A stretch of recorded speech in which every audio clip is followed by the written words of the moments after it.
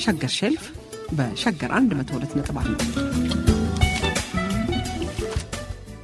አበበ በሶ በላ ዙበይዳ አሌክስ አብርሃም ጻፊው ነው። አባቴ ትንሽ ቀበጠ። በእርግጥ አባት ቀበጠ አይባልም፣ ግን እናቴ ናት እንዲህ አለችው። ይሄ ሰውዬ ቀበጠ አለች አንድ ቀን። ማን ብላት፣ አባትህ ነዋ። ምን አረገ? ሥራ ከምፈታ ብሎ በር ላይ ቆቡን ቀዶ እየሰፋልህ ነው ብላ እያኩተመተመች ወደ ጓዳ ገባች። አባቴ ቆብ እንደሌለው ባውቅም የእናቴ ንግግር ግራ አጋብቶኝ እስቲ አባባ የምን ቆብ ቀዶ እንደሚሰፋ ልመልከት ብዬ ወደ ውጭ ወጣሁ። እውነትም አባባ ሥራ ከምፈታ ብሎ ቆቡን ቀዶ እየሰፋ ነበር። ይታያችሁ፣ ከ4 ዓመት በፊት አንድ የስልክ ምሰሶ ከእኛ ግቢ ውጭ አጥራችንን ተጠግቶ ወደቀ። ማለት በመኪና ተገጭቶ። ታዲያ የቴሌኮሙኒኬሽን ኮርፖሬሽን ሠራተኞች አዲስ ምሰሶ ተከሉና አሮጌውን ምሰሶ ነገ ተመልሰን እንወስደዋለን ብለው የወደቀበት ትተውት ሄዱ። በቴሌ አቆጣጠር አንድ ቀን 4 ዓመት የሆነ ይመስላል። ይሄው የምሰሶ 4 ዓመት ክረምትና 4 ዓመት በጋ አሳልፎ ዛሬም እንደተጋደመ አጥራችን ጥግ አለ። አባባ ታዲያ በጧቱ ተነስቶ ይህን ግማሽ አካሉን አፈር ውስጥ የተቀበረ ግንድ ብቻውን ለማንሳት ይታገላል። አባባ ምን እየሠራህ ነው? የእነዚህን ንብረት ወደ አሽቀንጥሬ ጥግ ልወረውርላቸው ነው። እንዲህ ቢቀመጥ ምን አደረገህ አባባ? ስልክ አይሠራ ልጆቼ ጋር እንዳላወራ አቆራረጡኝ። ምን ነው ስንል ቴሌ ኔትወርኩን አቋረጠ ይሉናል። ባንክ ቤት ኔትወርክ የለ። ልጆቼ የላኩልኝም ብር እንዳላወጣ ምን ነው ስንል ቴሌ የቤቱ ስልክ ይኸው ከተቋረጠ ዘመን የለውም፣ እስካሁን ግን ቆጠረ እያሉ ይገፈግፉናል። በየቦታው የወደቀ ንብረታቸውን አይሰበስቡና እኛ ላይ ቆጠረ እያሉ እዚህ ብር መቆለል ብቻ። ታዲያ እነሱን ሬሳ ማን ይሸከማል? እዚህ ላያችን ላይ ሞተውብናል እኮ። አባባ እንዲህ እያማረረ ምሰሶውን ከአንድ በኩል አነሳው። ለዓመታት የተቀበረው ግንድ ሲነሳ ከስሩ ልምዝምዝ ቢጫ ሳሮች በብዛት ታዩ። ትኩስ የአፈር ሽታም አፍንጫዬን ሰነፈጠኝ። በትኩሱ አፈር ላይ የጉንዳን ሰራዊት ተራወጠ፣ ተርመሰመሰ። በሕይወቴ እንዲህ ብዙ ጉንዳን አይቼ አላቅም። አባባ ጉንዳኖቹን ሲመለከት ድሮውንም የሞተ አሰራር ተባይ መራቢያ ነው አለ። አፈሩ ሸክሙ ሲነሳለት በፎይታ የተነፈሰ እስከሚመስለኝ የትኩሱ አፈር ሽታ ሽቅብ ወደ አፍንጫዬ ተነነ። ጥሎብኝን ሽታ ወደዋለሁ። እኛም ኔትወርክ አተን፣ ሥራ አተን፣ ቤት አተን፣ ጥራት ያለው ትምህርት አተን፣ ምክንያትና ሰበብ እንደዚህ ግንድ ተጭኖን እንዲህ ነው የተልመጠመጥ ነው ተጥመለመል ነው አለ አባባ የፀሐይ ብርሃን ያጡትን አልጌ መሳይ ተክሎች እየተመለከተ። ወዲያው ግን ድንገት ግንዱ ከአባባ እጅ አመለጠ። ያመለጠው ግንዱ ላይ የደደረውን አፈር የግንዱ አካል መስሎት ሊጨብጠው ሲሞክር አፈሩ ስለተሸረፈ ነበር። አባባ የስቃይ ድምፅ አሰማ። በእርግጥም ግንዱ እግሩ ላይ ክፉኛ አርፎበት ነበር። አባባ እግሩ ላይ ግንድ ወድቆበት በወጌሻ ታሽቶና በእናቴ ነጠላ ቁርጭምጭሚቱ ታስሮለት እንደተኛ አንድ ቀን ማለዳ ጠራኝ። አብርሃም። አቤት አባባ። ና። እውነቴን ነው። በግማሽ ፊቱ እየሳቀ በግማሽ ፊቱ የሚቆጣ አባት ያለው ሰው በዚች ምድር ላይ እኔ ብቻ ሳልሆን አልቀርም። ወደ መኝታ ቤት ሄድኩ። ያው እንደ ልማዱ ወጌሻው ያሰረለት ጥግን እግሩን ላልቶበት ነጠላውን እስቲ እንደው ጠበቅ አድርገህ እንደዋን ሰርሌ እባክህ ብዬ ነው እኔ ያሰብኩት ማለቴ ነው። የጠበቀኝ ግን ሌላ ነገር ነው፣ የፖሊስ ጥያቄ። እስቲ የዕድራችንን ስም ንገረኝ፣ ድንገት ብሞት እንኳን የት ብለህ ሄደህ ነው ቅበሩልኝ የምትለው? ኧረ አባባ በስመ አብ በል እንዴ! የምን ሞት ምን? ወዲያ የጠየቀህን ብቻ መልስ። የዕድራችን ሙሉ ስም ማን ነው ያልኩህ አንተ? እንዴ አባባ የዕድራችንን ስም እንዴት ይጠፋኛል? ጥሩ ካወክ በል ንገረኛ። የዕድራችን ስም በትክክል አላውቀውም፣ ግን ትብብር ይሁን ኅብረት የሚል ነገር እንዳለበት አስታወስኩ። በቃ ባወጣው ያወጣው ብዬ ሞከርኩት። የተባበሩት ነው አባባ። ጉድ ጉድ ጉድ ጉድ ጉድ! እያንዳንዱ ጉድ በጭብጨባ አጅቦት ነበር። እናቴ ጩኸቱን ሰምታ ተንደርድራ መጣች። ምንድን ነው? ምን ሆናችኋል? አንዴ እኔን አንዴ አባባን ትመለከታለች። ማለቴ ጉድ አባባሉ ጉድ ስለነበረ ነው እኮ ጭብጨባው ነው የጠራት። ይኸው ልጅሽ በቁሜ የተቃጠልኩበት አንሶኝ ብሞት ነዳጅ ማደያ አስቀብረሃለሁ አለኝ። እማማ ምኑም ሳይገባት ወረደችብኝ። ምን ያለው ጨካኝ ነህ አንተዬ! እንዴት ተንከራቶ ባሳደገ ነዳጅ ማደያ አንተማ በዚህ አይነት ለእኔም አትመለስ። አንቺማ እንደውም ትቀየዋለሽ፣ አንከብክቦ ለጅብ ነው የሚሰጥሽ። በስማ አለች እናቴ። እየተቀባበሉ ወረዱብኝ። አባባ እናቴ ስላገዘችለት ደስ አለው። እንግዲህ የሁሉ ቅድሚያ ማስጠንቀቂያና ጩኸት አባባ ሊያዘኝ ከፈለገው ትዕዛዝ በፊት ማሟሟቂያ ነበር። ወደ ጉዳዩ ሲገባ እንዲህ አለ። በላሁን ነገ ማለዳ የዕድራችን ስብሰባ ስላለ እዚህ ቀበሌ ኋላ ያለው ሜዳ ሂድና እንዳመመኝ ተናግረህ የሚባለውን ሰምተህና አንድ ቃል እንዳታልፍ ነግሬሃለሁ። በነገታው ጠዋት ተነስቼ ቅፍፍ እያለኝ ወደ ዕድር ስብሰባው አዘገምኩ። መንገድ ላይ ከውስጥ ጋቢ ከላይ ካፖርት የደረቡ ሰዎች ወደ ስብሰባው እየሄዱ ነበር። አልፎ አልፎ ውሻዎች እዚህም እዚያም ይታያሉ። ወደ አውቶቡሱ ተራ የሚጣደፉ ሰዎችና መንገድ የሚያጸዱ ሴቶችም ነበሩ። ደግሞ ውርጩ የሚቆጠቁጥ ነበር። የስብሰባው ቦታ ስንደርስ በርካታ ሽማግሌዎችና ባልቴቶች ቀድመው ደርሰው ወጋቸውን ይጠርቃሉ፣ ሰላም ማደራቸውን ይገመግማሉ። ማታ መንደሩን ሊያጠፉ ቀጥሯቸው ያደረ ጠላት የነበረ ይመስላል። መንደሩ አማን አደረ ይባባላሉ መልሰው መላልሰው። አንድ አግዳሚ ወንበር ላይ ከአንዲት ሴትዮ ጎን ተቀመጥኩ። ፊት ለፊት መዝገብ በየፊታቸው ያቀረቡ ስንት ናቸው? 3 ሰዎች ተቀምጠዋል። የዕድሩ ሊቀመንበር፣ ጸሐፊ እና ገንዘብ ያዥ። ስም ተጠራ። 10 አለቃ በላቸው። አቤት አሉ። ሳጅን ገብሩ ደምሴ። አቤት። ወይዘሮ ጣይቱ ለገሰ። የአባቴ ስም ለገሰ አይደለም ገሰሰ ነው። የምን ማምታታት ነው እሱ? አለች አንዲት ነገረኛ መሳይ ባልቴት። 100 አለቃ አለሙ። አቤት አልኩ። ሁሉም ሰው ወደ እኔ ዞረ። 100 አለቃ አለሙ ከመቼ ወዲህ ልጅ ሆነ ብለው የተገረሙ ይመስል ነበር። ማነህ አንተ አሉ ሊቀመንበሩ። እኔን ለማየት አንገታቸውን አስገገቡ። ልጁ ነኝ፣ ጋሽ እግሩን ወለም ብሎት መምጣት ስላልቻለ ልኮኝ። ወንድሜን ምን አገኘው? ምን ሆነ? ተራ በተራ ተንጫጩብኝ። አባቴ እንዲህ በዕድሩ ተደናቂና ተወዳጅ ሰው በመሆኑ ኩራት ቢጤ እየተሰማኝ ስለ ወለምታው ማብራሪያ ሰጠው። እንዴ ትልቅ ልጅ አድርሱ የለም እንዴ? እስቲና ሳመኝ አሉ ጸሐፊው። ከዛማ መኑ ቅጡ ዕድርተኛውን ሁሉ እየዞርኩ መሳም ጀመርኩ፣ ጉንጭ እስኪግል። እዚች አገር በቃ ከድር ጀምሮ እስከ መሪ ከሳመህ ተከታዩም ይሰማሃል። መሪ ከነከሰህም ለአባቴ የሚሄድ በርካታ መልእክትና በቃ እግዚአብሔር ይማረ ተቀበልኩ። ብቻ እንዳልኳችሁ ግን መሪ ከነከሰህም ዋጋ የለህም። ጀምሬ ተውኩት አይደል? ምን ላድርግ? የአባቴ ባለሙሉ ስልጣን አምባሳደር ሆንኩላችሁ። ወቻኩት። የዕለቱ የስብሰባ አጀንዳ በሊቀመንበሩ ሲነበብ ሳቄ ሊያመልጠኝ ነበረ። እንግዲህ ዕድሩ የራሱ መዋዕለ ሕፃናት አለው። በዚህ መዋዕለ ሕፃናት ውስጥ ለተማሪዎች መማሪያነት ሲውሉ የኖሩትን ያረጁና ያፈጁ ምሳሌዎች በአዲስ ዘመናዊ ምሳሌ ለመቀየር ነበር የዛሬው ስብሰባ የተጠራው። ከዚህ በፊት ግን ሪፖርት ይሰማ ነበር።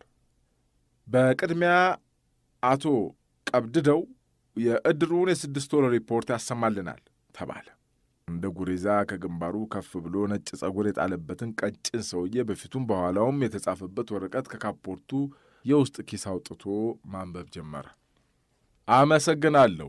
ክቡራን የዕድራችን ሊቀመንበር ሻለቃ ተስፉ አውግቸው፣ ክቡራን አባቶቻችሁን በመወከል የተገኛችሁ እንግዶች፣ ክቡራንና ክቡራት፣ በቅድሚያ እንደምን አደራችሁ? እግዚአብሔር ይመስገን አለው ለመየፍ። እንደሚታወቀው ዕድራችን ሁሌም ግንባር ቀደምና ከዘመናዊ አሰራሮች ጋር አብሮ የሚሄድ መሆኑን እሙን ነው።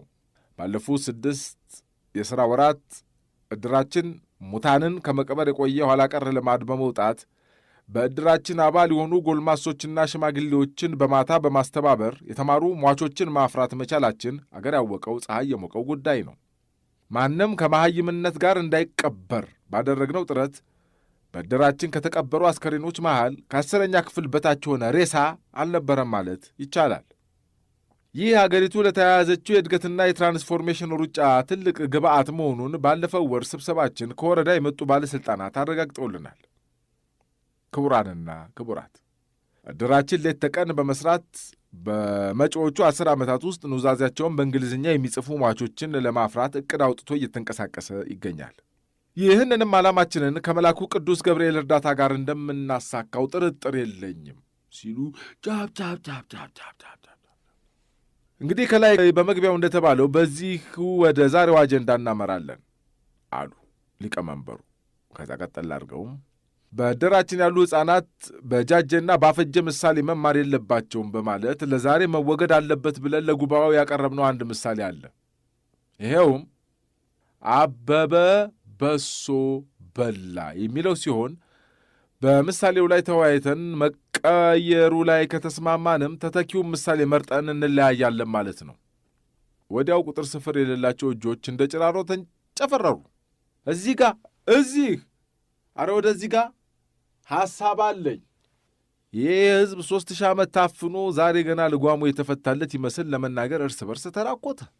ዕድርተኛው እጁን እንዳንጨፈረረ የዕድሩ ሊቀመንበር እስክርቢቶ በጨበጠ ቀኝ እጁ የወጡትን እጆች እንደሚቆጠር ሰው 3 እጆች ላይ ከቃጣ በኋላ እሺ አቶ ተፈሪ አለ።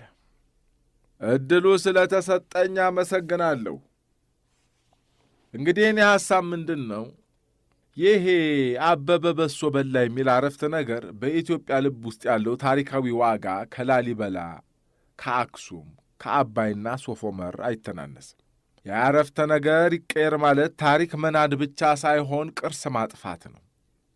ስንቱን አፍርሰን እንችለዋለን ጎበዝ ወገኖቼ። አረ ምስላችን ቢጠፋ እንኳን ምሳሌያችን ይቆይ። እሺ አቶ ዘውገ አለ ሊቀመንበሩ። የመጀመሪያው ተናጋሪ ንግግር ደስ እንዳላለው በሚጠቁም ተመናጭቋል። አንድ ግንባሩን እንደ ከበሮ የተወጠረ ሰውዬ አፉን እየጠረገ ተነሳ።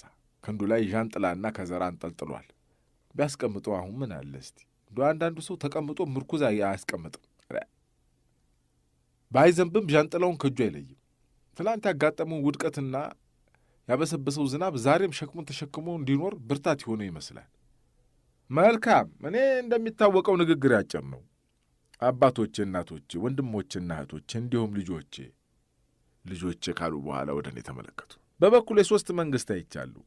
መንግሥታት ቀድሞ የነበረውን መንግሥት ሐውልትና ምሳሌ ማፍረስ ቀድሞ የነበረውን ድህነት ማፍረስ ይመስላችኋል? አንዱ መንግሥት አንዱን መንግሥት ቃል ሲቀይር፣ አንዱ የአንዱን ተረት በሌላ ተረት ሲተካ፣ ምሳሌ አፍርሶ ምሳሌ ሲገነባ የዓይን ምስክር ነበርኩ። ዋናው ጥያቄ ቃልን መቀየርና መቀባት አገር ይቀይራል ወይ? ትውልድን ያንጻል ወይ? እንደኔ ጃኖ ያሉትን ደርግ ለወጥ አድርጎ ብሎታል። ደርግ ያለውን አሁን ያለው መንግሥት አሽሞን ሙኖ ደግሞታል። ምንድን ነው? ኃይለ ሥላሴ ከእግዜር ተቀባው አሉን። እግዜርን ለምስክርነት አንጠራ ነገር ቸግሮን ይሁን አልን። ተገዛን። እግዜር ግን በሳቸው ሥልጣን እጁ የለበትም ነበርና ከሰው የሆነው ዙፋናቸው በሰው ተንኰታኰተ። ደርግ ጭቁኑ ገብቶኛል አለን። ያው መቼም እግዚአብሔር ከድሆችና ከጭቁኖች ወገን ይቆማልና ለታሰሩ መፈታት ይዤ መጣሁ ያለ ደርግ ከእግዜሩ ተላኩ ማለቱ እንደሆነ ቅኔው ገብቶናል። እናም ለጭቁኑ የወጣው ጭቁኑ ፈጀው። ዞር ብሎ ተመለከተና አሁን ያለው መንግሥት ጭቁኑ ጨቋኝ ሳይል ሕዝቡ የሚባል አምላክ ቀብቶኛል ይለናል።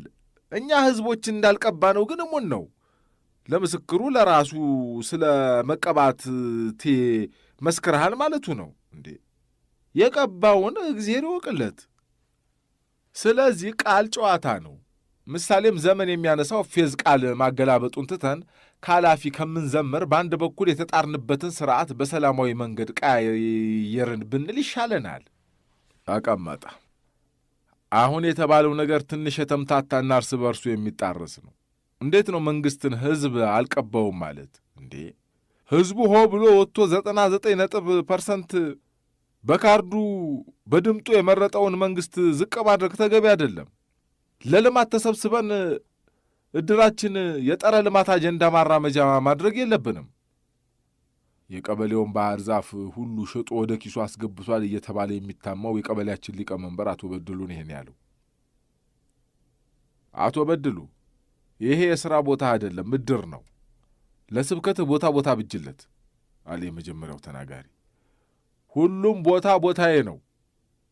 ሊቀመንበሩን ይሄን ያለው። እሱም ልክ ነው፣ ሁሉም ቦታህ ነው። ሲያሻህ በሊስ ሲያሻህ በዘመድ አዝማድ ይዘኸዋል አለ አንዱ ባሽሙር ጠቅ አረገው። ሊቀመንበሩ ንትርኩን አስቁሞ እባካችሁ የሚበጃ ሐሳብ አንሱ እባካችሁ። እሺ እዛ ላይ ዙሪያሽ ታዋቂ አረቄ ነጋዴ ናት። አበበ ሁሌ በሶ ከማሻመድ አንዳንዴ እንደ ወንዶቹ አረቄ ፉት ቢል ምን አለበት? እድርተኛው በሳቃው ካካ። ሳቁ የቀልዱን ማሳቅ ሳይሆን የእድርተኛውን የአረቄ ደንበኛነት የሚያጎላ ነበር። አንዳንድ ሰዎች መቼም ትልቅ ጉዳይ ላይ ቀልድ ካለ ቦታው ጥለው ነበር የማቃለል ክፉ አባዜ ያለባቸው። ራሳቸው ስለሚነግዱት አረቄ በማውራት አንድም ገበያ መሳብ፣ ሁለትም ሕዝባቸውን ከበሶ ዘሎ አረቄ ላይ ደርሷል አልፎለታል ለማስባል የመፍጨርጨር ተጨማሪ አባዜ። እኔ አልገባኝ፣ ለምንድን ነው አረፍተ ነገሩ የሚቀየረው? ማን ነው ዜጋ በፈለገው ጊዜና ሰዓት ያሻውንና አቅሙ የፈቀደውን ምግብ የመብላት መብት ያለው ያለው? ብሔራዊ የምግብ ሰዓት የሚባል የለም። አበበ በሶ መብላቱ ምኑ ላይ ነው ነውሩ? ወይስ የበሶ ባለቤት ሌላ ነው? አሉ አንድ ጸጉራቸው ጥቁር በነጭ ቡራቡሬ የሆነ ሰውዬ። ቲቸር ጉግሳ አማርኛ አስተማሪ ናቸው። ገና በጧቱ 2 ጣሳ ኮረፌ ደብልቀው ጅብርር ብለውላችኋል። እድሉ ሳይሰጣቸው ብድግ ብለው አንድ ጊዜ ናዳ የሚመስል ረዥም ግሳት ካገሱ በኋላ በዚህ አረፍተ ነገር ባለቤትማ አበበ ነው፣ ግሱ ወይም ማሰሪያው በላ ብለው ሰው ግራ አጋቡት። ከየት ወዴት ነው? የሽወርቅ የምትባለው የወረዳው ሴቶችና ሕፃናት ቢሮ የጽዳት ሠራተኛ የበሶ ባለቤት እንዴት አበበ ብቻ ሊሆን ይችላል? በአዲሱ የቤተሰብ ሕግ አበበ ባለትዳር እስከሆነ ድረስ በሶ የባልና ሚስቱ የጋራ ሀብት ነው። እንዴ! ይቺ ደግሞ ከባሏ ጋር በቅርቡ የተፋታችው ንብረት ያሳስባታል። ይውላችሁ ፍርድ ቤት ክርክር ስላለባት እኮ ነው። አንድ ጡረታ የወጡ የታሪክ አስተማሪ እጃቸውን ሲያወጡ እድርተኛው ጸጥ አለ። የተከበሩ ሰው ናቸው። ንግግራቸው መሬት ጠብ የማይል ይባልላችኋል። አመሰግናለሁ። ታሪክ እንደሚነግረን ከሆነ በአገራችን በሶን ለምግብነት መዋል የተጀመረው በንጉሥ ኢዛና ጊዜ ነው። አበበ እስካሁን በነገሰበት የበሶ ዙፋን ላይ መቼ እንደተቆናጠጠ ማስረጃ ባይኖርም ከዘመናዊ ትምህርት ጅማሬ ጋር ተያይዞ ሊሆን እንደሚችል ግን አንዳንድ መላምቶች ይሰነዘራሉ ብለው በእጃቸው የያዙትን መጽሐፍ ለእድርተኛ ከፍ አድርገው እያሳዩ ቀጠሉ። በዚህ ዶክተር አያልሰው ባንጃው ተፈራ ወልደ ሚካኤል በጣፉት የኢትዮጵያ ደረቅ ምግቦችና የሆድ ድርቀት በሚል መጽሐፍ ላይ ደረቅ የበሶ ጭብጦ ለሆድ ድርቀት የማጋለጥ ዕድሉ ከፍተኛ እንደሆነ ተጠቅሷል። በኢትዮጵያ በሶ ከሚበሉ 9 ሰዎች አንዱ በሆድ ድርቀት፣ 2ቱ በትንታ እንደሚሞቱ መጽሐፉ ያትታል። እንግዲህ አበበ ያልነው በሶ በሊታ ሰው ከእንግዲህ 2 ምክንያቶች በአንዱ እንዳልሞተ ከፍ ያለ ጥርጣሬ አለ። የአበበን ሞትና ምሳሌ ምን አገናኙት ይሆናል? አንድ ቄስ የታሪክ መምህሩን አቋረጣቸው። እዚህ ጋር አካሄድ አለ ሊቀመንበሩ። ዕድሉን ሰጣቸው። እግዚአብሔር ይስጥልኝ። መቼም አሁን የተደረገው ንግግር መልካም መሆኑ ግልጥ ነው፣ ግን የበሶን አጀማመር ሲናገሩ ትንሽ ስህተት ያለ ይመስለኛል። በሶ ለምግብነት የተጀመረው በኢዛና ዘመን ሳይሆን በንግሥት ሳባ ዘመነ መንግሥት ነው። አዎ እናታችን ሳባ የሰለሞንን ጥበብ ልታይ ስትሄድ ለጥበብ ባላት ትልቅ ፍቅር ምህኛቱ ስንቅ እንኳን እስኪያዘጋጅ መታገስ አልሆንልሽ ቢላት ተንገርግቦ የተፈጨውን የገብሱ ዱቄት ብቻውን አስይዛ መንገድ ገባች። እንግዲህ መንገድ ላይ ረሃቡ ሲጠናባት አጃቢዎቿ ያንን የገብሱ ዱቄት በቀይ ባህር ውሃ ቦጭ አድርገው በትልቅ አንኮላ ይለጉት ጀመር። ጉዞ ቀጥሎ ጭልጥ ያለ የእስራኤል በረሃማ አካባቢ ሲደርሱ በሶ የሚበጠበጠው ውሃ በማጣታቸው እንደ ነገሩ ዱቄቱ ላይ ጠብ እያረጉ ዱቄቱን ጨበጥ አድርገው ቢቀምሱ ጊዜ ግሩም ሆነ አገኙት። ንግሥተ ሳባን በሶውን በልታ አገሳት። ንግሥት ናትና መቼስ እንደ ተራ ሰው ዝም ብላ አታገሳም። አፏን ጋረድ አድርጋ በክብር ፕስ አለች። አጃቢዎቿም ይህን ሲሰሙ ምግቡን ፕስ የሚለውን በሶ አሉት። እናታችን ሳባ ታዲያ ጠቢቡ ሰለሞን ጋር ከደረሰች በኋላ ጮማው ቢቆረጥ ጠጁ ቢንቆረቆር እንደ በሶ አልጥም አላት።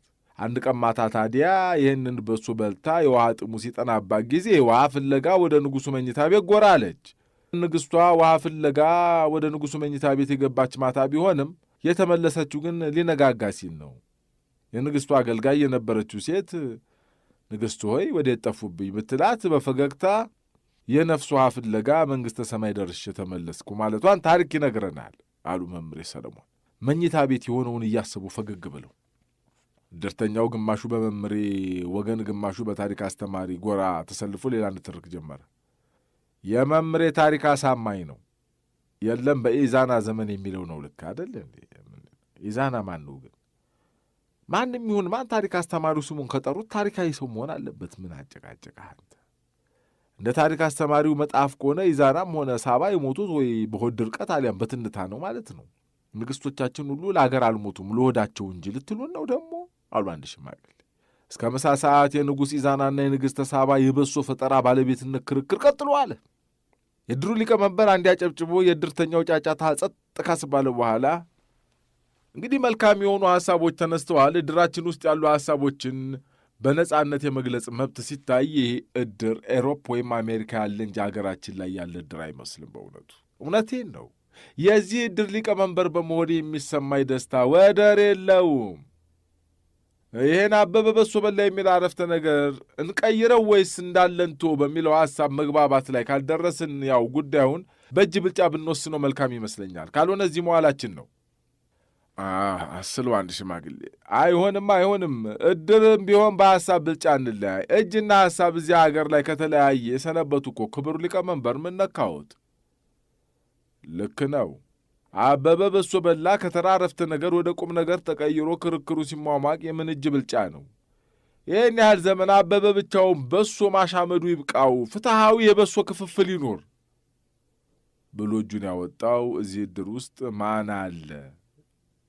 ሲጀመር በሶ የገደለውን ሚስኪን ሁሉ እየተቀበለ ደከመኝ ሰለቸኝ ሳይል ሲቀብር የኖረ አንድ ለቁራጭ አረፍተ ነገር እጁን ሲያንከረፈፍ አያፍርም? ወይስ እጅ የተሠራው አውጡ ሲባል ለማውጣት ብቻ ነው? ነጋዴው ተፈራ ነው አለው። ሄደ እንግዲህ። ይሄ ደግሞ የማን ነው ባካችሁ? እንደሚሸጠው ከሰል ትንሽ እንደው ሲያርገበግቡት እኮ ይንጣጣል ዝም ብሎ እንደው። እድርተኛው ሌላ ብሶት ያለበት ይመስል አንድ ተናጋሪ በተናገረ ቁጥር ሁሉም ራሳቸውን ያወዛውዛሉ። በሁሉም ንግግሮች ከተስማሙ በምንም አይስማሙም ማለት ነው። እና ታዲያ ሰሜንና ደቡብ በሆኑ ጉዳዮች አንድ ሰው እንዴት ለሁለቱም በመስማማት ራሱን ይነቀንቃል? አረፍተ ነገሩ ይሰረዝ ሲባል ራስን መነቅነቅ፣ አይሰረዝም ሲባል መነቀነቅ። ወገኖች አንዳንድ ነገር ብቻውን አይቆምም፣ ብቻውን አይሰራም፣ ጅራት ይኖረዋል አለ ሌላኛው ተናጋሪ። በዚህ ጧት ሰፊ የሰሌን ባርኔጣ አናቱ ላይ ደፍቷል። የምን ጅራት አሉ ሊቀመንበር። አለቀ ያሉት ጉዳይ ጅራት ሲቀጥል አበሳጭቷቸዋል። ሊቀመንበሩ የሆነ ቀጠሮ ሳይኖሯቸው አይቀርም። በጣም ቸኩለዋል። 10 ጊዜ እጃቸውን የሆነ ማለት ዘቅዝቀው የብረት ማሰሪያ የሚያብረቀርቅ ሰዓታቸው ወደ ታች ወደ እጃቸው አንጎ ያወርዱና ክንዳቸውን አጥፈው ሰዓቱን ይመለከታሉ። ለምን ማለት ጥሩ ክቡር ሊቀመንበር፣ እንግዲህ አበበ በሶ በላ ስንል በሶውን ማን አዘጋጀው የሚል ጅራት ይከተላል። መቼስ ይህን ሁሉ ዘመን የተበላ በሶ ጣዕሙ ልዩ መሆን አለበት። አንዲት ባለሙያ ሴት እንዳለች እንጠረጥራለን። አበበ በሶውን የት ነው የበላው? ቤቱ ከሆነ በሶውን ለማበስበስ ውሃ ከየት አገኘ? መቼስ በዛ ዘመን የቧንቧ ውሃ አይኖርም። ለነገሩ እኮ ምን ዛሬም ቢሆን ቧንቧ እንጂ የቧንቧ ውሃ እስከዚህም ነው። እውነት ነው፣ ውሃ ተቸገርን እኮ አለች አንዲት ሴትዮ። ከሰውየው ተቀበላ። አንድ ጀሪካን 2 ብር እየገዛን። ሌላዋ ተቀበለቻት። የሞላለሽ እኛ ከነጭራሹ ላይ አይናችንም ማተነዋል። ተንጫጫ እድርተኛው። ስነ ስርዓት አለ ሊቀመንበር። ጫጫታው ጋብ ሲል ተናጋሪው ንግግሩን ካቆመበት ቀጠለ እና በሶ ማበስበሻ ውሃ ከወንዝ መቀዳት አለበት። አያችሁ፣ ጫልቱ ብቅ የምትለው እዚህ ላይ ነው። ጫልቱ ውሃ ቀዳች እንዲል ምሳሌው። ይህን ሁሉ ዘመን ለዚህ ሆዳም አበበ በሶ ማበስበሻ ውሃ ስታመላለስ የኖረች ወገቧ በእንስራ ሸክም እየተላጠ የኖረች ምስኪን ጫልቱ። ሴቶቹ ከንፈራቸውን በሐዘን መጠጡ። ተከብሮ የኖረ አበበን ሆዳም ብሎ መዝለፍ ምን አመጣው? የቀበሌያችን ሊቀመንበር ተበሳጭ። አንድ አይነት ሆድ ያላቸው ወፎች በአንድ ላይ ይበራሉ። አንተ ከሆዳም ጎን ቆመህ ትከራከር ዘንድ ማነህ? አለ ሌላኛው። በቃ አያችሁ፣ ጫልቱ እናት አገራችን ኢትዮጵያ ናት። ውሃ እንዳሻው ሲጋልብባት የኖረ ለም አፈሯ እንደ በሶ እየበሰበሰ ተጋዘ። ውሃውና አፈሯን ተጠቅመው በሷቸውን የሚያሽመነምኑት ሌሎች ናቸው ነበሩም። አዎ እና አበበ በሶ በሉ ጠግበው አደሩ ሲባል የአገራችን ምሳሌ ግን ጫልቱ ውሃ በመቅዳትና በማመላለስ ረሃብ ጠበሳት። የነጠፈ ጡቷን እያጠባች ተንጋላ ቀረች። የተሸከመችው ውሃ ጠማት። አይ ይሄ ዕድርተኛውን ሐሳብ ከውስጥ ችግራችን በመቀልበስ ወደ ውጭ እንድናይ ሆነ ተብሎ የተደረገ ሴራ ነው። በሷቸው የተበላው በእኛው በራሳችን ምሳሌ በራሳችን መጣፍና ደብተር እንጂ ወንዛችን ወደ ውጭ ምናምን ስለፈሰሰ አይደለም። አበበ ግብፃዊ አይደለም ጎበዝ አሉ አንድ ስፖርት አቋም ያላቸው ሽበት የወረሰው ጸጉራቸው ብን ብሎ የተበጠረ ሽማግሌ። አካሄድ አለ ሊቀመንበሩ። ምንድን ነው አለ የድሩ ሊቀመንበር።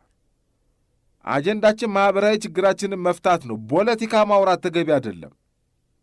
ልክ ነው፣ ፖለቲካ አታውሩ አለ የድሩ ሊቀመንበር እንደገና።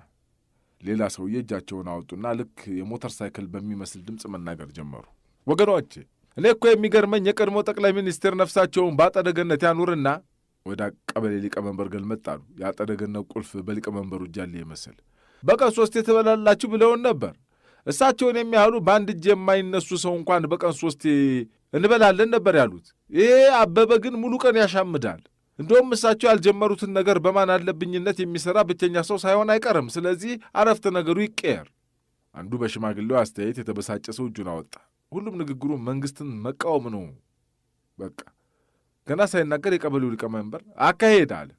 የድሮ ሊቀመንበር እንዴ ገና ሳይናገር የምን አካሄድ ነው? አይነ ውሃው ፖለቲካ ይመስላል ብዬ ነው። ተናጋሪው ግን እንዳልሰማ ሆኖ ቀጠለ። አመሰግናለሁ የተከበረ ዕድር አባላት። ይሄ ሰውዬ ግን አካሄድ እያለ መሄጃ ሳጣን እኮ። የዚች አገር ነገር ይደንቀኛል። አበበ በሶ በላ በሚል አረፍተ ነገር ጎጂ ነው የምትሉት ምኑ ቆርጣችሁ ነው? እዚህ አፍንጫችሁ ስር በአደባባይ ትሑት አረፍተ ነገር እየተናገሩ በየጓዳው ጉቦ የሚበሉትን ለምን አትቀይሩ? እንደው ዛሬ እየሸሻችሁ ታሪክ ላይ የምትበረቱት ለምንድን ነው? ይሄ ነገር በአገራችን ዲሞክራሲ እንደሌለ የሚያሳይ ነው። እንደፈራሁት አካሄድ። በሕግ አምላክ አንተ ሰውዬ ዕድሉን አልሰጠውም። አንተ ሰው በሕግ አምላክ ራስ ዝም በል። ጋሽ ጫላ የሚባለው ሰውዬ እጁን አወጣ። የኔ ቢጤ ነው። ለምኖ ግን የድር ክፍያውን በአግባቡ እየከፈለ የድር አባል ሆኗል። አንድ እግርና አንድ አይን የለውም። ለብዙ ዓመታት በውትድርና አገልግሏል። ወገኖች እኔ ለብዙ ዓመታት እና አበበ በሶ ሲበሉ ጩቤ ጨብጬ ድንበር ስጠብቅ ነበር። ምንም እንኳን ርጋፊ በሶ ባይደርሰኝም ዋናው ነገር አረፍተ ነገሩ አይመስለኝም። በሶውን ለሕዝቡ ካከፋፈላችሁት ሕዝቡ ራሱ አረፍተ ነገሩን ይቀይረዋል። በሶውን ማንም ይብላው ማን ሕዝቡ እያዛጋ የቤት ተመልካች እስከሆነ ድረስ ሕፃናቱ በቂ ምግብ እስካላገኙ ድረስ አረፍተ ነገርን ብቻውን ትውልድ አይቀርጽም አለና ሊቀጥል ነው ሲባል ጨርሶ ተቀመጠ። ንትርኩ ቀጥሎ ወደ 7 ሰዓት አካባቢ ሲጠናቀቅ ሊቀመንበሩ እንዲህ አለ። ያው እንግዲህ ብዙሃኑ በተስማማው መሠረት አረፍተ ነገሩ ብቻውን ቢቀየር ዋጋ የለውም የሚል ወገን አለ። ወገን አይደለም ቡድን ነው አለ ሊቀመንበሩ። አንተ ሰው አናግረኝ ባክል። ልጆቻችንን ልማታዊ ታታሪና ዘመናዊ ዜጋ አድርጎ ለማሳደግ አረፍተ ነገሩ ይቀየር የሚል ቡድን ደግሞ አለ። ይሄ ቡድን አይደለም ወገን ነው። ሁሉም ሳቅ። ምን እንዳሰቃቸው አልገባኝም። እንግዲህ ውይይታችን ለሌላ ጊዜ በይደር እያዝና አብላልተ ነው የዛሬ ሳምንት እንነጋገርበት አሉ ሊቀመንበሩ። ዕድርተኛው ፎይ አለ። እኔም በሆዴ ሳያልኩ እስከዚያ አባባ እግሩን ይሻሏል መቼም። ከስብሰባው መልስ እግረ መንገዴን ጓደኛዬ ቤት ሄጄ ቆየሁና በአዱኛ ስጋ ቤት በኩል ሳልፍ የድራችን ሊቀመንበርና የቀበሌያችን ሊቀመንበር ጥሬ ስጋ ፊታቸው ተቆልሎ በአዋዜ እያጠቀሱ ይሰለቅጡታል። በየፊታቸው ጃምቦ ተከትሏል። አለፍ እንዳልኩ የድሩ ለፋፊ አስማማው አንዲት በቀይ ፕላስቲክ የተጋረደች ሻይ ቤት ውስጥ የተወላገደች ኩርሲ ላይ ተቀምጦ ምሳውን ሻይ በዳቦ ይበላል። ይቺን እየበላ ነው ጧጧት እንደዛ አገር በሚያናውጥ ድምፅ የሚጮኸው። ለካ እዚያ አገር ላይ የሚበላው አይጮህም ጎበዝ። ከልጅነት እስከ እውቀት አበበ በሶ በላ እያለ እንደ ቆራ የሚጮኸው በሶ የተበላበት ምስኪን ነበር። አይ ጉድ! ቤት ስደርስ እናቴ በር ላይ ያገኘችኝና እንዴት ነበር ስብሰባው አለች። አጠያየቋ አንተም ብሎ ተሰብሳቢ የሚል የማሾፍ ቅላጼ ነበረው። እናቴን እኔ መቻት ጠዋት አመሏን አውቃለሁ። ተውት እናንተ አትከራከሩ፣ ተውት፣ እንደዛ ነው አመሏ ነው። የድሩ ሰው በሙሉ አልኳት፣ እንደ አንድም ሳይቀር በሙሉ ቆቡን ቀዶ እየሰፋ ነው አልኳታ። እኔስ ምን ሞኝ ነው፣ ቆቡን ቀዶ ከሚሰፋ ይሰውረን ይልቅ እኛም ቆብ እየቀደንን ከመስፋት ይጠብቀን።